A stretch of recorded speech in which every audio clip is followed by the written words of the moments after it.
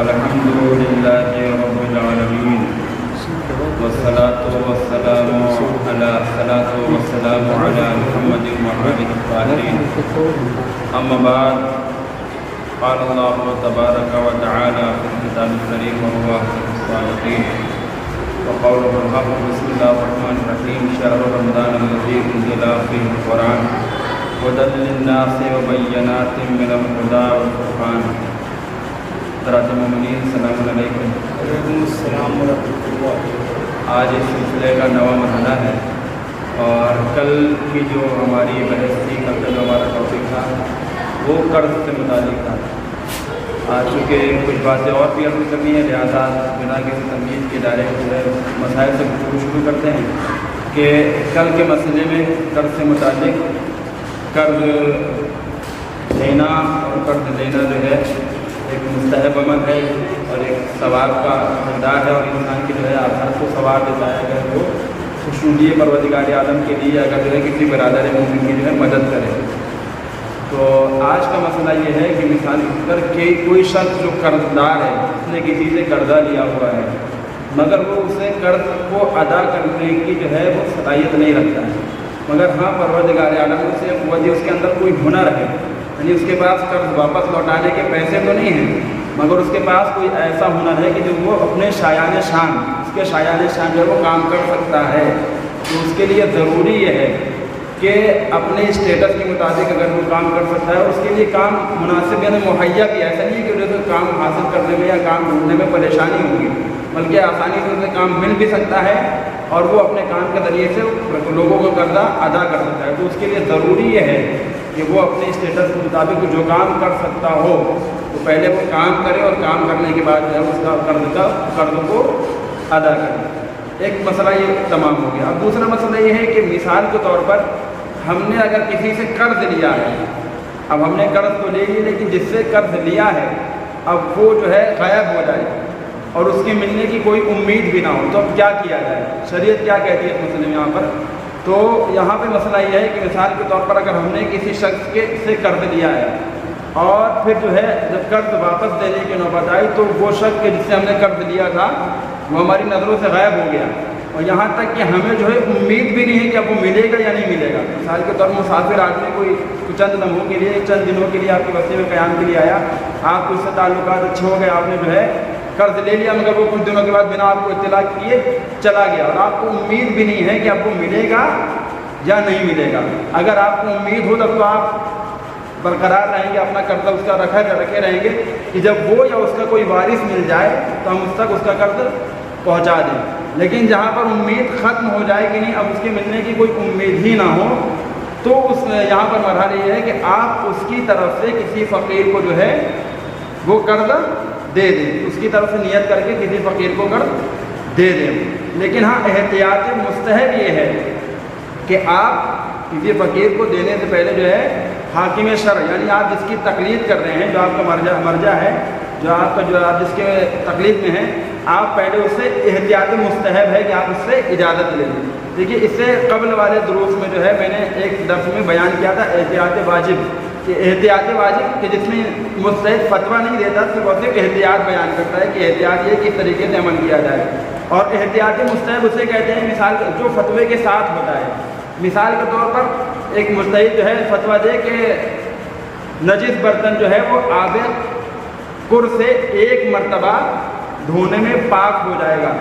مگر احتیاط یہ ہے کہ اسے 3 مرتبہ دھوئے، تو جو فتوے کے ساتھ یہ احتیاط بیان کیا اس نے کہ مگر یہ احتیاط یہ ہے 3 مرتبہ دھویا جائے، تو اس احتیاط کو بولتے ہیں جو فتوے کے ساتھ ہوتا ہے احتیاط مستحب، یعنی اس میں مکلف کو اختیار ہے چاہے وہ فتوے پہ عمل کرے یا پھر فتوے احتیاط کو کرے عمل کرے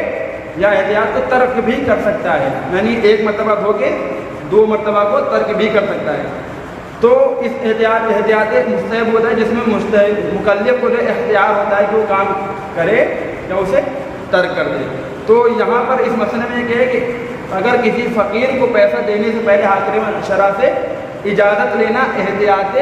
مستحب ہے، اور اسی طریقے سے یہ کہا گیا ہے کہ اگر آپ نے جس سے قرض لیا تھا اگر وہ سید نہیں تھا تو احتیاط مستحب یہ ہے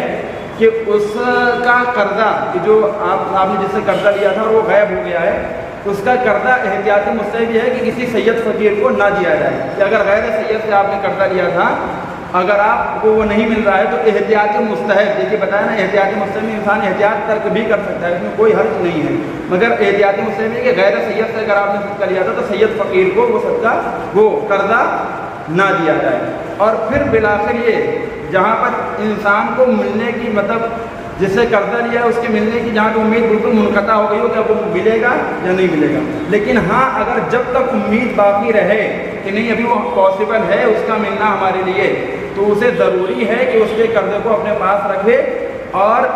وہ اپنے گھر والوں سے یہ وصیت بھی کرے کہ مثال کے طور پر اگر ہمارا انتقال ہو جائے اور قرض دار کے مطلب جس سے قرض لیا ہے وہ یا اس کے ورثہ میں سے کوئی مل جائے تو تم ہمارے مال میں سے اس کا قرض دے دینا۔ اب آخری اور تیسرا مسئلہ یہ ہے کہ مثال کے طور پر ایک شخص نے کسی سے قرض لیا،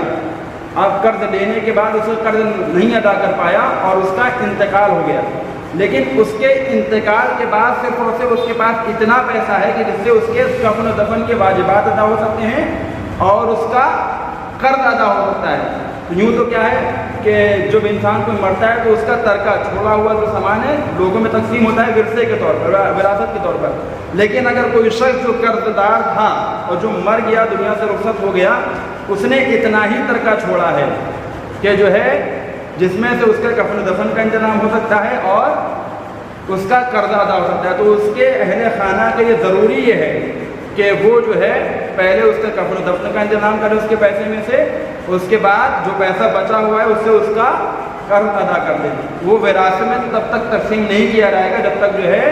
اس کا قرض نہ ادا کیا جائے، کیونکہ قرآن مجید کی آیت یہ کہہ رہی ہے کہ پہلے جو ہے قرض کو ادا کیا جائے گا، اس کے بعد اگر کچھ پیسہ بچ رہا ہے تو ورثے کے طور پر بچے گا، وگرنہ جو ہے اگر نہیں بچ رہا تو پھر کسی کو بھی وراثت کے طور پر نہیں ملے گا۔ اچھا، اس مسئلے میں جو ایک لفظ استعمال کیا گیا ہے کہ اگر کوئی شخص پیدا نہ ہو رہا یعنی جسے ہم نے قرضہ لیا ہے وہ اس کا ڈھونڈنا مشکل ہونا مل رہا ہو تو اس کے بدلے ہم جو ہے وہ پیسہ فقیر کو دے دیں، تو یہ فقیر شریعت میں جو لفظ فقیر استعمال کیا گیا ہے یہ اس میں بہت دھیان دینے والا مسئلہ ہے کہ فقیر عام طور پہ ہم اور آپ جسے سمجھتے ہیں جو ہمارے دروازے پہ مانگنے آتے ہیں، جہاں پر بھی فقہی اصطلاح میں جہاں پر فقیر لفظ فقیر استعمال کیا گیا وہاں پہ یہ فقیر نہیں ہے کہ جن کا پیشہ ہی مانگنا ہے، کیونکہ یہ تو ان کا پیشہ ہی ہوتا ہے کہ ایک گھر سے مانگا دوسرے گھر سے مانگا اور خود ان کے پاس اتنا ہو جاتا ہے کہ ان کی زندگی ان کا گزر بسر آرام سے ہو جاتا ہے۔ فقیر شریعت کی نگاہ میں فقیر اور مسکین وہ ہے کہ جو اپنے سال بھر کا خرچ نہ رکھتا ہو، مثال کے طور پر جیسے ایک وقت کھانا نصیب ہو تو دوسرے وقت سوچنا پڑتا ہو کہ اب نصیب ہوگا یا نہیں نصیب ہوگا، یعنی جو اپنے سال بھر کا خرچ نہ رکھتا ہو اسے شریعت کی نگاہ میں شرعی اعتبار سے وہ جو ہے فقیر و مسکین ہے، جس کے لیے زکوٰۃ بھی جس کے اوپر جسے زکوٰۃ کا بھی مستحق ہے، اور اس طریقے سے جو قرض دار اگر نہ ملا ہو تو قرضے کا بھی اسے ایسے فقیر کو دیا جائے گا کہ جو باقاعدہ طور پر شرعی اعتبار سے جو فقیر ہو، جن کا پیشہ ہی مانگنا ہو انہیں جو ہے نہیں دیا جائے گا۔ اور بس اپنی بات کو آخر میں چند جملے ادا کر کے تمام کروں، چونکہ آج جو ہے 9 رمضان مکمل ہو، آج 9واں روزہ ہمارا مکمل ہو چکا، اور یہ جو شب لگی ہے یعنی کل کی جو شب لگی ہے 10ویں رمضان کی شب، یہ جو ہے اہل بیت اطہار کے چاہنے والوں کے لیے جو ہے بڑی غم کی شب ہے، کیونکہ 10 رمضان المبارک کا وہ دن تھا کہ جب ام المومنین جناب خدیجہ سلام اللہ علیہ نے جو ہے اس دنیا کو ترک کیا۔ جناب خدیجہ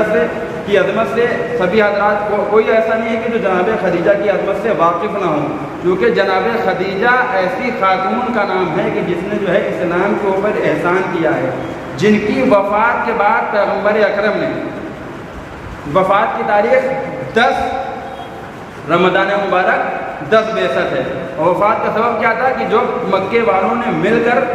بنی ہاشم کا بائیکاٹ کر دیا، 3 سال تک جو ہے شیب ابی طالب میں زندگی گزاری ہے، تو اس درمیان جو ہے چونکہ کھانا نصیب نہیں ہوتا تھا، پورے مکے والوں نے مل کر سارے قبیلے والوں نے مل کر بائیکاٹ کر دیا، تو یہ 3 سالہ زندگی جو ہے بڑی مشقت کی گزری کہ جس میں جو ہے پیڑوں کے پتے تک کھانے پڑے ہیں، مگر دیکھیے یہ جناب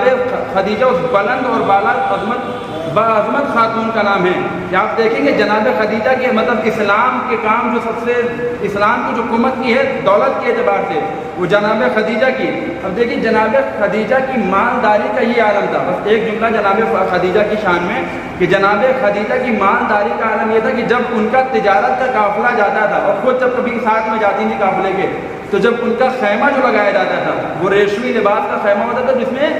سونا لگا ہوا ہوتا تھا اور وہ جو کھوٹے کی جس سے خیمے کی تناب رسلی کو باندھا جاتا تھا وہ کھوٹے کی جو ہے سونے کے ہوتے تھے. اب سمجھ لیجیے اتنی مالدار خاتون کا نام ہے جناب